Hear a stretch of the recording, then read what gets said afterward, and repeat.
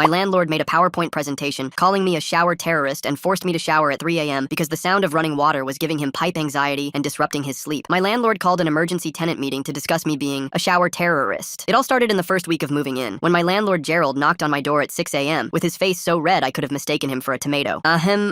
Your shower woke me up. I apologized, feeling genuinely bad. Even bought those adhesive pads that muffle pipe sounds. Week 2, another knock. Still too loud. So I shifted to 3:45 a.m., then 3:30, then 3:15. By month 6, I was setting my alarm for 3 a.m. just to accommodate this old man's beauty sleep. Each time he'd text me these long paragraphs about water trauma and pipe anxiety. I'm not kidding. Pipe anxiety. Other tenants start filing into the meeting. There's Margaret from 2A who breeds guinea pigs illegally. Tony from 3C whose girlfriend definitely lives there without being on the lease. Sarah from 5B who teaches virtual screaming therapy sessions. We're all confused. Gerald dims the lights. The first slide appears. It just says, Shower Terrorism, a presentation in blood red Comic Sans. I sink into my chair. He clicks to the next slide. It's a graph. An actual graph showing shower times versus his sleep quality over the past 8 months. There are color-coded zones. Red is unacceptable. Yellow is barely tolerable. And there's no green because apparently no shower time is actually acceptable. He's highlighting my progression from 4 a.m. to 3 a.m. with his laser pointer like he's presenting quarterly earnings. Margaret's jaw drops. Tony starts recording on his phone. As you can see, Gerald says, pushing his glasses up, Tenant 4B has engaged in systematic sleep deprivation tactics. He clicks again. Now there's audio waveforms. This man recorded my showers. Listen to this assault on human decency. He plays a recording. It sounds like water, just water running. Maybe a faint pipe gurgle. Sarah snorts. Gerald glares at her. The next slide is suggestions for shower alternatives. Number 1, Planet Fitness on 3rd Avenue. He has photos. Actual photos of the gym bathroom that he apparently took during a tour. The tiles are yellow. Not originally yellow, mind you. Just yellow now. There's visible mold in the corners. Someone left a toupee on the sink. Number 2, wet wipes. He deadass suggested I clean myself with wet wipes before a shift at a bakery where I handle food. Number 3, strategic sponge baths. I don't even know what that means and I don't want to. Margaret raises her hand. Gerald, is this why you called us here? This affects everyone. Gerald clicks frantically. New slide. Shower schedule proposal. He wants to implement building-wide shower hours. 10 a.m. to 8 p.m. only. Tony laughs out loud. Sarah mentions she's a nurse who works nights. Gerald's eye twitches. I've been more than accommodating, I finally say. Everyone turns. I've moved my shower time 8 times. I wake up at 3 a.m. to shower in the dark like some kind of goblin just so you can sleep. I bought a gym membership to that Planet Fitness. Someone was butt naked sitting on the floor biting their toenails off. Never again. Gerald's face is getting red. It's about respect for the building's acoustic environment. The building's acoustic environment? Tony chimes in. My ceiling leaked for 3 months. Margaret's guinea pigs sound like they're planning a revolution. The elevator screams like it's being murdered. But sure, let's regulate shower times. Gerald fumbles with his laptop. Wrong slide. It's his vacation photos. Quickly clicks away. Now it's a slide titled Legal Precedents. He starts reading. In Johnson versus Smith, the court found that repeated water usage at unreasonable hours constituted. That was about someone running a car wash in their apartment, Margaret interrupts. I know because I looked it up when you tried to ban my guinea pigs. The meeting devolves. Sarah's asking why Gerald lives in the basement if he's so sensitive to pipe sounds. Tony's girlfriend, who definitely doesn't live there, walks in and asks what's happening. Gerald's frantically clicking through slides, trying to regain control. There's one that just says, think of the pipes, with clip art of crying plumbing. Finally, Margaret stands up. Gerald, I motion to end this meeting and formally request you soundproof your own apartment like a normal person. Seconded, everyone says in unison. Gerald's still clicking. He lands on his final slide. It's a photo of me at 3 a.m., taken through my window, holding my towel and looking dead inside. This, he says triumphantly, is the face of a shower terrorist. That's the face of someone who wakes up at 3 a.m. to accommodate an insane landlord, I say. I thought I had him beat. But the next day, I woke up to an eviction notice being slid under my door, and that's when I knew the battle had just begun. The white paper sliding under my door woke me up before my alarm even went off. I rolled out of bed and picked it up, my eyes still blurry from sleep. The words, notice to quit, jumped out at me in bold letters across the top. My hands started shaking as I read through Gerald's attempt at legal language about lease violations and disturbing the peace. The paper was dated yesterday, which meant he typed this up right after everyone told him he was being crazy at the meeting. I grabbed my phone and took photos from every angle, making sure to get the date and his signature clear in the shots. The tenant group chat lit up immediately when I sent the pictures. Margaret texted back within 2 minutes saying this wasn't even proper legal formatting and looked like something Gerald printed from a free template website. Tony's girlfriend sent a link to tenant rights organizations with a message saying we should all save this for evidence. Sarah added that she'd been recording Gerald yelling at her about her 2 a.m. post-shift showers for months now